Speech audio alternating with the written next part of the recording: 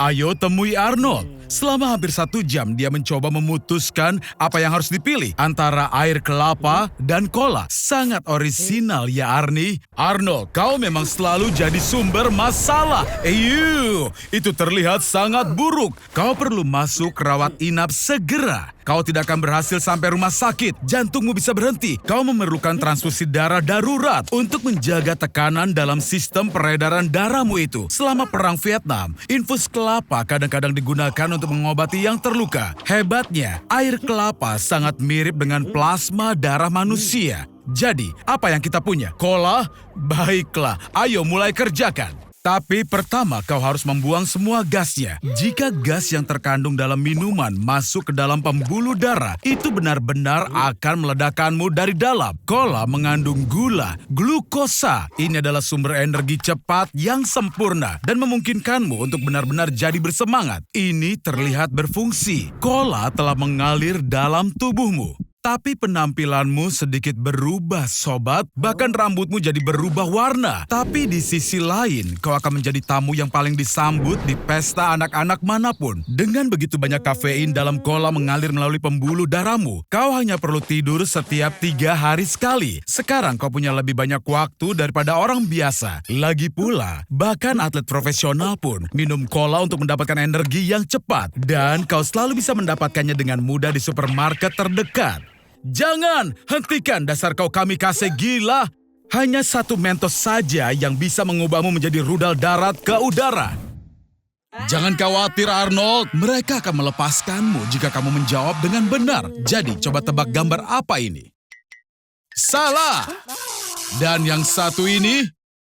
Bukan. Ayo, fokuslah kawan. Eksperimen semacam ini dilakukan pada tahun 1950-an di Amerika Serikat. Tujuannya adalah untuk mengembangkan kemampuan paranormal pada tentara untuk mendapatkan keunggulan dalam perang dingin. Subjek uji coba diberi LSD karena LSD secara signifikan meningkatkan aktivitas koneksi saraf. Hei Arnold, ayo coba tenangkan dirimu. Bahkan seekor tikus pun bisa belajar lebih cepat dari itu. Iya, benar. Ini bukan tikus biasa. Dia memiliki chip di otaknya. Para ilmuwan membuktikan kemungkinan mentransmisikan impuls syaraf dari jarak jauh pada tahun 2013.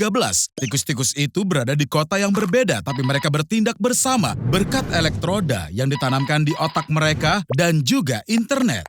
Sepertinya Elon Musk akan mencoba semua cara yang berbeda untuk mengembangkan telepatimu secara bersamaan. Arnold, berhenti! Kamu ini belum menguasai keterampilan barumu, sobat. Membaca pikiran memiliki banyak manfaat. Sekarang, orang tidak bisa menyembunyikan apapun darimu. Tapi aku harus memperingatkanmu, kamu tidak akan menyukai semua yang mereka pikirkan.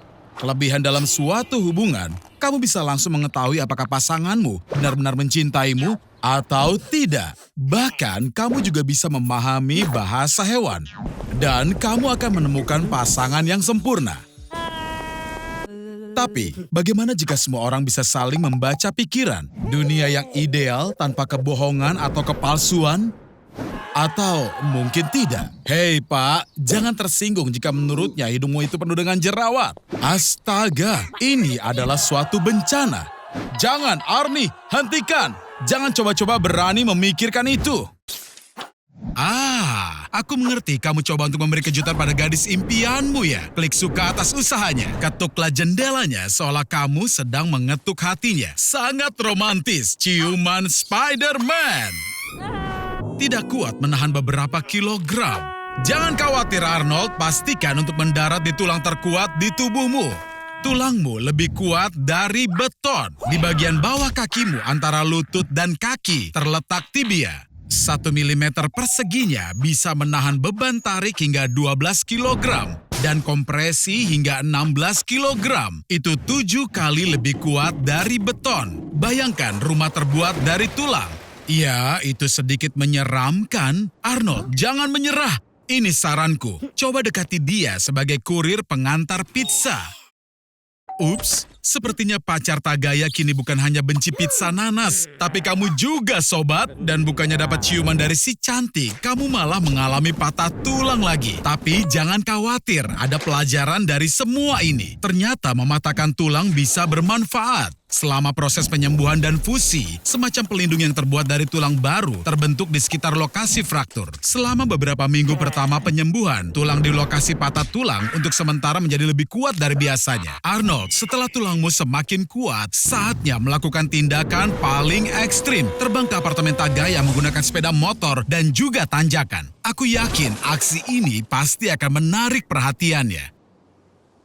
Ya, mungkin sebaiknya kamu berlatih dulu.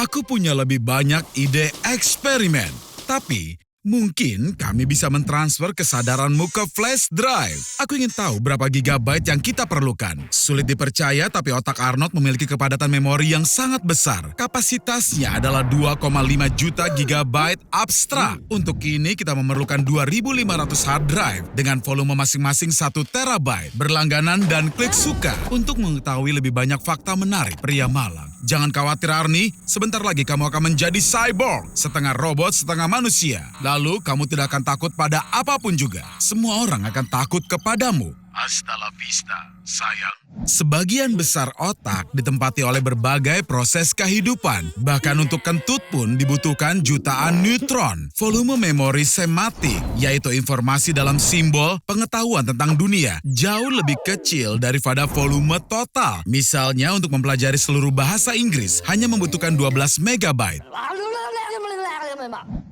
Jangan khawatir Arnold, kami berhasil mentransfer semua data dari otakmu. Padahal sebenarnya jumlahnya tidak sebanyak itu. Semuanya muat dalam satu flash drive. Aku bahkan memasang beberapa fitur yang baru. Sekarang, kamu Arnold bisa menyelesaikan soal matematika tanpa kalkulator. Memori kerja otak yang tepat bisa menampung antara 5 hingga 9 digit sekaligus. Itu hanya sekitar 40 bit atau 5 byte. Kamu bisa meningkatkan memori kerja dengan menggabungkan berbagai elemen. Misalnya 3, 5, 2. Itu adalah 3 elemen. Tapi 3, 5, 2 itu salah satu elemen. Arnold, kamu bisa mulai menjalani kehidupan seperti biasa lagi. Dan sekarang kamu tidak perlu khawatir sakit perut karena terlalu banyak makan pizza. Hai Arnie, harusnya kamu mencari pekerjaan yang layak daripada menyetujui tawaran yang meragukan dari orang asing ini. Pasta gigi rasa burrito baru? Apa-apaan itu? Tidak, jangan dimakan dasar idiot! Pasta gigi mengandung fluorida dan makan sedikitnya 0,01 ons pasta gigi bisa meningkatkan kadar fluorida dalam tubuhmu. Jika kamu makan ini selama 30 hari, kamu bisa terkena fluorosis dan mulutmu akan berubah menjadi galeri seni di mana setiap gigi punya pola dan warna yang berbeda dan juga unik. Arnold, menurutku kamu paling baik dalam memonetisasi eksperimen pada tubuhmu sendiri. Tapi ada sedikit masalah. Bukan hanya wisatawan yang ingin berfoto bersamamu, tapi juga para dokter gigi. Lagi pula kamu satu-satunya orang yang pernah makan pasta gigi selama seminggu. Sulit dipercaya jika kamu mengonsumsi pasta gigi dalam makanan cepat saji. Risiko menderita obesitas meningkat beberapa kali lipat karena zat antimikroba yang seharusnya melawan bakteri di rongga mulutmu akan menghancurkan mikrobioma di perutmu,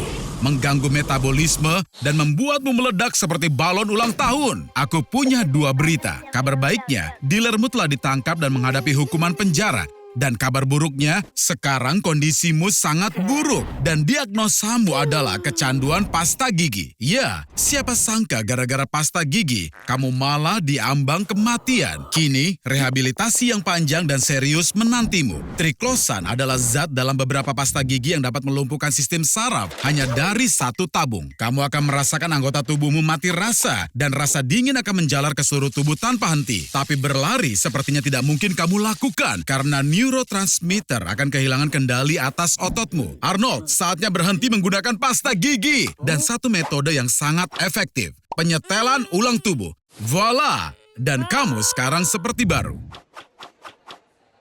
Jadi, sekarang ini kamu mau bulking ya? Kurang ajar sekali mereka. Arnold, tunjukkan betapa berharganya dirimu. Wah, Arnold, Tekanan darahmu belum pernah setinggi ini sebelumnya. Hati-hati, tekanan darah tinggi bisa mempengaruhi pembuluh darah di matamu dan penglihatanmu itu bisa hilang. Biasanya ini hanya bersifat sementara. Mungkin. Tapi untuk pulang dengan selamat sekarang, kamu butuh anjing pemandu. Anjing pemandu dilatih setidaknya selama 1,5 tahun. Dan biayanya bisa sampai 20.000 US dollar. Apa? Anjing itu terlalu biasa untukmu. Bagaimana kalau kuda poni? Melatih kuda poni pemandu lebih mudah daripada anjing. Selain itu, ini pilihan yang tepat untuk penderita alergi atau untuk umat Islam. Topimu keren, Arnold. Karena buta, kamu jadi tidak punya banyak pilihan waktu luang. Jadi, dengarkan musik dan bersantai. Tapi ingat ya, paparan suara di atas 85 desibel bisa merusak pendengaran. Ngomong-ngomong, volume headphonemu itu 95 desibel. Dan konser rock bisa mencapai 115 desibel. Sedangkan kebisingan mesin jet bisa mencapai 160 desibel. Yang bisa membuat gendang telingamu pecah. Dan 180 desibel itu adalah mematikan. Jadi kamu pulang, Arnold. Apa kamu tinggal di bandara ruang angkasa? Bukan? Kalau begitu, hati-hati. Arnold! Maaf ya, tapi yang lebih parah lagi, sekarang kamu juga tuli. Tapi jangan menyerah. Untuk komunikasi, penyandang tunarungu dan tunanetra punya beberapa cara, seperti bahasa isyarat sentuhan, alfabet Lorna, atau sarung tangan Braille. Sarung tangan Braille ini memiliki kontak dari bahan konduktif. Saat terhubung, data dikirim berdasarkan prinsip dari Braille dan indikator getaran digunakan untuk menerima sinyal. Hei, sepertinya kamu sudah jago pakai sarung tangannya dan mulai berolahraga. Tapi bukannya ke gym, kamu malah tersesat ke ruang ganti wanita, sobat. Kamu aneh sekali. Tapi, hei, setidaknya penglihatanmu itu kembali, walaupun itu hanya sebentar. Oh astaga, tempat macam apa ini? Sepertinya asrama kampus, bukan universitas terbaik. Wah, Arnold, sepertinya kau bisa menjadi superstar dalam serial reality yang baru. Bagaimana mereka bisa mendapatkan file tentang kalian semua? Astaga naga, sepertinya mereka membawamu ke sini karena kesalahan. Apa yang mereka inginkan dari kalian semua? Oh, aku tidak suka ini sama sekali. Arnold, apa kau tidak bisa tidur? Sehari tanpa tidur sebabkan sakit kepala, pendengaran menjadi bising dan sulit, dan ingatan menjadi terganggu. Kau butuh untuk tidur. Dipercaya bahwa rata-rata manusia bisa bertahan tidak lebih dari 5 hari tanpa tidur. Saat itulah ujian sesungguhnya dimulai. Halusinasi optik dan pendengaran mulai muncul. Orang pertama yang memecahkan rekor dunia tanpa tidur adalah Randy Gardner yang berusia 17 tahun yang terjaga selama 11 hari. Tapi ini kemudian dikalahkan oleh Robert McDonald yang tetap terjaga selama 19 hari. Namun perwakilan dari Guinness Book tidak mengkonfirmasinya. Dengan melakukan eksperimen semacam itu sendiri cukup berbahaya bagi kesehatanmu. Kau satu-satunya yang tersisa, Sobat Lama Arnie. Aku ingat satu legenda tentang ilmuwan Soviet. Mereka menempatkan 5 orang di ruangan selama 15 hari dengan gas stimulan yang membuat mereka tetap terjaga. Kamu memata-matai orang ya? Kamu tahu, tidak menyenangkan menjadi seorang pengintip, apalagi secara terang-terangan. Aku sudah memperingatkanmu, Arnold. Kalau kamu menatap matahari, siap-siap matamu terbakar. Dasar bodoh, mata kita adalah jalan yang dilalui sel-sel peka dengan cahaya. Mata menyukai matahari, tapi dari kejauhan. Saat menatap matahari, kamu langsung mengirimnya ke dalam api. Selain itu, sinar ultraviolet juga merusak protein di lensa mata, sehingga dapat mengganggu visibilitas. Awas, Arnie! Oh tidak, kamu jatuh ke beton yang basah. Dan kamu tidak bisa keluar dari situ. Jadi terpaksa kamu harus menatap lurus ke matahari. Semakin lama kamu menatap matahari, semakin dalam sinar ultraviolet akan menembus matamu. Pertama, membakar lapisan luar, yaitu kornea. Kemudian merusak protein di lensa matamu. Dan kemudian mencapai sel retina yang peka terhadap cahaya. Jadi, kamu tidak menangis lagi ya Arnie. Itu karena tidak ada lagi air mata yang tersisa di matamu. Apa itu? Apakah mungkin itu awan? Tapi hari ini adalah hari sepak bola dan pihak berwenang menyebarkan semua awan secara artifisial. Tapi ini belumlah yang terburuk. Seharusnya kamu tidak menaruh korek api di matamu itu, kawan. Apa? Kamu tidak mau memimpikan matahari lagi? Arnold, kamu jadi buta! Kebutaan akibat sinar matahari menyebabkan penyebab utama atau periferal. Dalam kasus khusus, rabun senja dapat terjadi. Saat itulah orang tidak dapat melihat pencahayaan yang buruk. Ayo periksa penglihatanmu. Cari tombol suka lalu tekan. Ini akan mengetahui bahwa matamu baik-baik saja. Bangun, Arnie! Sudah kubilang memata-matai Berta adalah ide yang buruk. Dan inilah konsekuensinya. Apa yang terjadi? Apa kau baru saja dipecat dari McDonald's? Jangan khawatir, setiap orang pasti berbakat dalam sesuatu. Misalnya, mendengar tentang seorang pria dari Cina yang masuk ke Guinness Book of Records karena dia tidak berkedip selama 57 menit. Hei, kau mau pergi kemana? Arnold! Apa? Kau memecahkan rekor? Caranya? Kau menempelkan kelopak matamu dengan lem? Ya ampun, itu benar-benar berbahaya. Karena berkedip diperlukan untuk melumasi matamu dengan cairan. Kelenjar lakrimal kita mengandung antibodi, lysozyme, dan elektrolit. Tanpa itu, matamu akan menjadi tidak berdaya. Jadi, aku khawatir kau tidak akan bisa mengagumi rekormu terlalu lama lagi. Partikel terkecil di udara akan mulai menempel di mata dan menggoresnya. Selain itu, semakin lama kau tidak berkedip, semakin lama kau menginginkannya.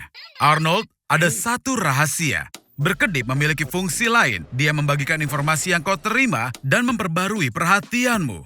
Ini berarti semakin banyak hal menarik yang kau lihat, semakin sedikit keinginanmu untuk berkedip. Cobalah untuk mengalihkan perhatianmu dengan sesuatu yang menenangkan. Iya, seperti film jadul hitam putih yang bagus akan berhasil. Ada 3 jenis air mata, refleks, emosional, dan basal. Karena matamu kering, kelenjar air mata berusaha mencari kekurangan cairan kelembapan. Tapi filmnya juga tidak jelek. Oh tidak, siapa yang menyangka film itu akan ada ledakan nuklir di dalamnya? Arnold, bagaimana perasaanmu? Cahaya terang menyakiti matamu, penglihatanmu memburuk. Ini adalah tanda-tanda konjungtivitis. Ini perlu dirawat dengan benar. Itu pasti tidak akan sembuh dengan sendirinya. Hati-hati saat membaca petunjuk obat, Arnold. Dengan penglihatan +5, sangat sulit untuk membaca dari dekat. Tapi dengan miopia di -5, kau akan punya masalah dengan melihat objek di kejauhan. Para wanita, hentikan! Dia itu matanya buta! Arnold, bangun! Sepertinya kau dipukuli oleh penjaga keamanan apotek dan kau kehilangan semua barang bawaanmu. Aku tidak akan bertahan dalam kondisi yang tidak sehat untuk waktu lama. Tidak punya kekuatan untuk bangun, kemiripan yang menakutkan dengan gejala konjungtivitas adenoviral. Ini terjadi ketika retina robek dan virus menembus masuk. Arnold, bangun! Kau akan mengalami abses dan ablasi retina. Dan kau bisa menjadi buta selamanya. Kau melihat lingkaran cahaya di sekitar ini? Syukurlah, sepertinya ada yang memanggil ambulan. Ada apa lagi? Selamat ya, kamu berkesempatan menjadi orang pertama yang berhasil mengkloning. Masuk ke dalam mesin, Arnold. Apa mungkin terjadi kesalahan? Sekarang mari kita lakukan sedikit pengujian. Apa ini? Kloning tidak bekerja seperti yang kuharapkan. Otakmu telah terbelah menjadi 2, dan masing-masing dirimu hanya memiliki 1 belahan otak. Astaga, korpus kolosum menghubungkan belahan otak dan terdiri dari 200 sampai 250 juta serabut syaraf, masing-masing panjangnya beberapa sentimeter. Jika nenekmu merajutnya menjadi seutas benang, itu bisa membungkus mengelilingi bumi sebanyak 3 kali. Itu luar biasa. Mari kita uji kemampuan kognitifmu.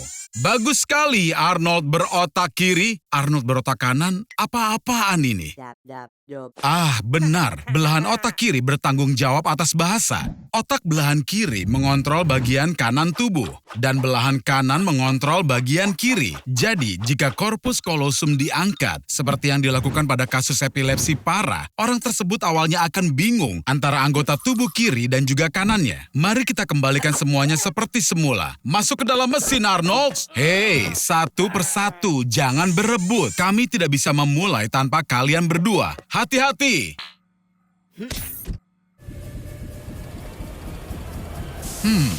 Tampaknya macet. Tunggu sebentar sobat, sebagian besar area otak di kedua belahan otak terduplikasi. Oleh karena itu, jika salah satu belahan otak dihilangkan, atau jika seseorang dilahirkan hanya dengan satu belahan otak lainnya bisa menggantikan fungsi belahan otak yang hilang tersebut, dan orang tersebut bisa menjalani kehidupan normal sepenuhnya. Jadi, bagaimana rasanya Arnie? Apa itu jari Arnold yang satunya?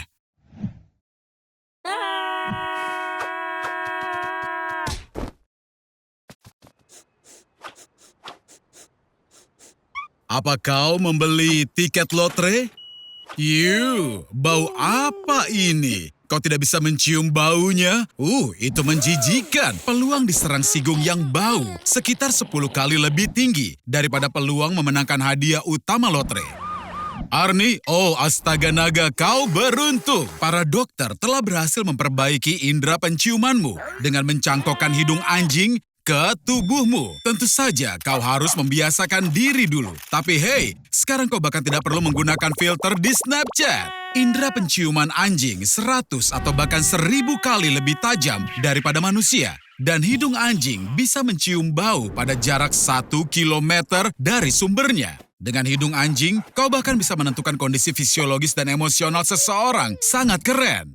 Tapi sebaiknya jangan bermain-main dengan produk pembersih. Bau cuka, amonia, dan klorin sangatlah tidak menyenangkan bagi hidung anjing. Ups, ya ampun, Arnold, sebaiknya kau melarikan diri. Cukup keren kan? Anjing adalah makrosom, yang berarti mereka benar-benar hidup di dunia penciuman. Bagi anjing, indera penciuman seperti halnya penglihatan bagi kita. Lumayan juga punya indera penciuman anjing, bukankah begitu, Arnie? 1 mililiter air mengandung 3,35 kali 10 pangkat 22 molekul. Indera penciuman anjing bisa mendeteksi di antara semua molekul. Jadi satu molekul zat yang dipilih. Jadi, dengan hidung seperti itu, kau selalu bisa menemukan pizza yang paling lezat. Atau berpura-pura menjadi cenayang dan mencari orang untuk mendapatkan uang. Atau bahkan mendapatkan pekerjaan sebagai pengawal raja.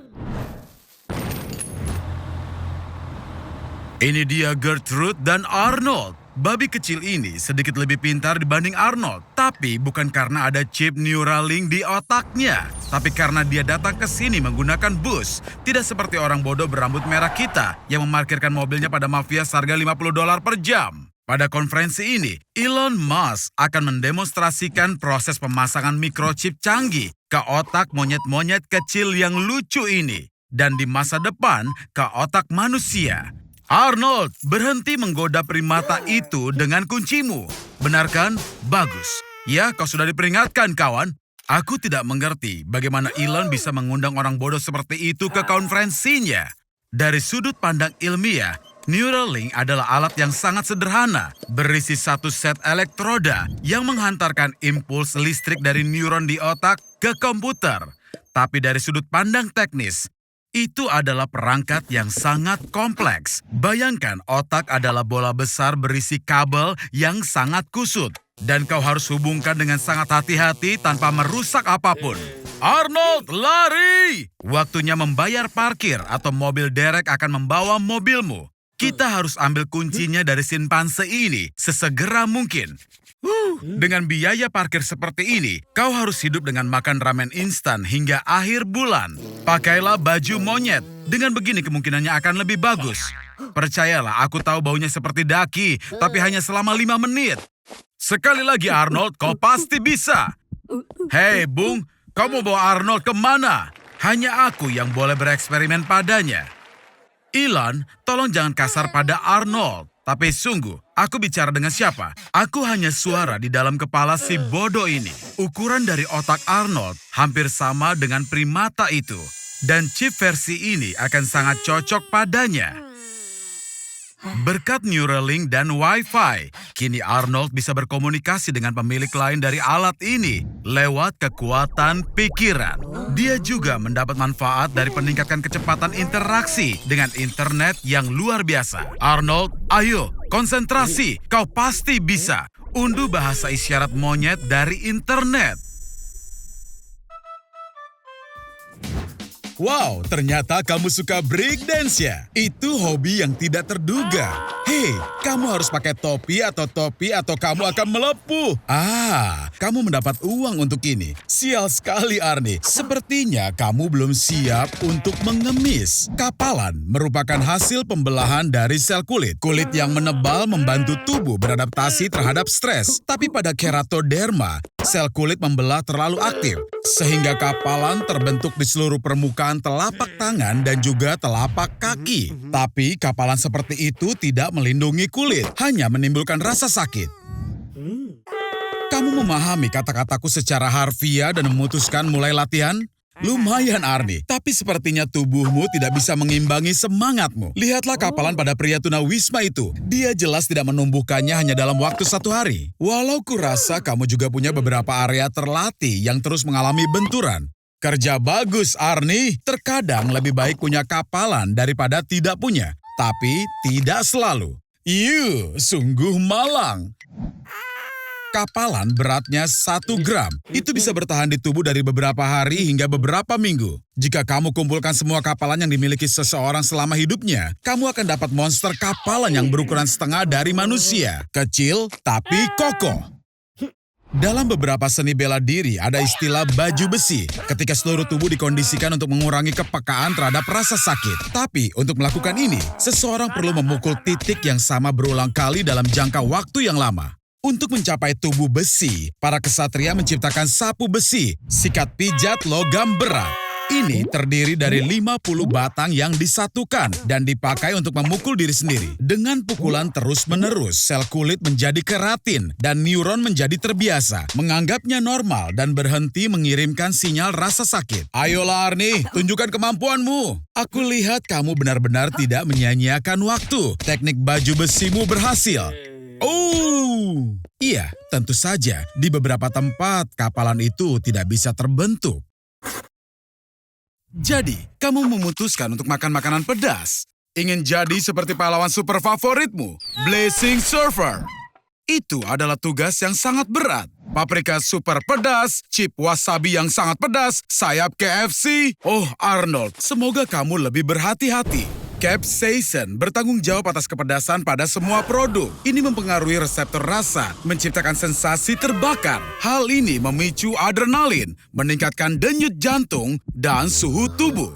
Makanan pedas lebih cepat memuaskan rasa lapar dan membakar kalori, dan ini berkontribusi pada penurunan berat badan. Tapi makanan pedas yang berlebihan bisa memicu gastritis. Itu gangguan pencernaan. Mengonsumsi secara teratur, sensasi kepedasan menjadi tumpul. Arnie, ini kesempatanmu. Kontes makan cabai dan Blazing Surfer akan hadir di sana. Jadi Arnie, pesaingmu adalah dari Meksiko dan sang iblis. Dan kamu Arnold akan memakan cabai terpedas di dunia. Carolina Reaper, semoga Tuhan mengasihanimu. Makanan pedas tidak menyebabkan penyakit perut. Penyebabnya adalah bakteri berbahaya yang masuk ke dalam tubuh bersama produk makanan mentah. Jika penyakitnya tidak berkembang, mengonsumsi makanan pedas bahkan bisa membantu mencegah penyebaran bakteri. Tapi ingat, jika makanan pedas menyebabkan ketidaknyamanan, kurangi konsumsinya. Tetaplah tersenyum Arnold. Lagi pula, hidangan pedas berkontribusi pada pelepasan hormon kebahagiaan. Setelah bersentuhan dengan lada, jangan sekali-sekali menggosok matamu. Kamu bisa mengalami luka bakar pada selaput lendir. Dan jangan coba-coba mencucinya dengan air, karena ini justru akan memperparah sensasi terbakar. Susu bisa membantu. Asam sitrat yang ada dalam susu, lemon atau jeruk bisa membersihkan capsaicin dari reseptor dan memberikan kelegaan. Ayo Arnold, kamu pasti bisa. Idolamu sedang memperhatikanmu. Itu dia.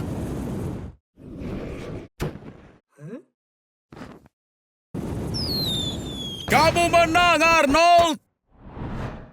Nah, ini dia. Kamu tadi ketiduran. Dan apa ini? Si Blazing Surfer mengambil fotomu. Apakah mungkin untuk kali ini akan berakhir dengan bagus? Ups.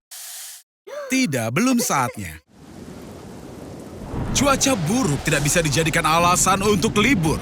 Apa, kau tidak mau pergi bekerja? Kalau begitu aku sarankan bekerja saja di tempat tidur. Saat NASA mempelajari bagaimana gravitasi nol berdampak pada seseorang, mereka membayar $18.000 pada seorang sukarelawan untuk berbaring di tempat tidur selama 70 hari. Jangan coba-coba untuk bangun, Arnie. Aku menyewa sniper yang akan membunuhmu pada percobaan pertamamu. Kau akan makan, minum, dan melakukan hal lainnya sambil berbaring. Sampai jumpa, sobat. Hei, apa kau sudah tidur? Bagaimana kabarmu? Aku rasa tidak begitu baik. Sepertinya berat badanmu bertambah. Semua energi dari makanan yang kau santap tidak akan pergi kemanapun. Tapi luka ulcus decubitus itu buruk. Karena tekanan darah tinggi, darah berhenti mengalir ke kulit. Hei, tunggu dulu kawan. Kabar baik, Arnold. Kau hampir mendekati rekor yang dibuat oleh ilmuwan Soviet. 370 hari di tempat tidur. Kau tidak terlihat seksi. Setiap hari kau kehilangan 5% massa ototmu. Selain itu, tulangmu juga rusak. Dan karena kurangnya mobilitas, tulang tidak mampu memperbaiki diri dan dengan cepat mulai merapuh. Dan juga sebaliknya, tertidur dengan berbaring menjadi tidak mungkin. Tanpa merubah aktivitas, otak menjadi tidak tahu jam berapa sekarang atau kapan waktunya tidur.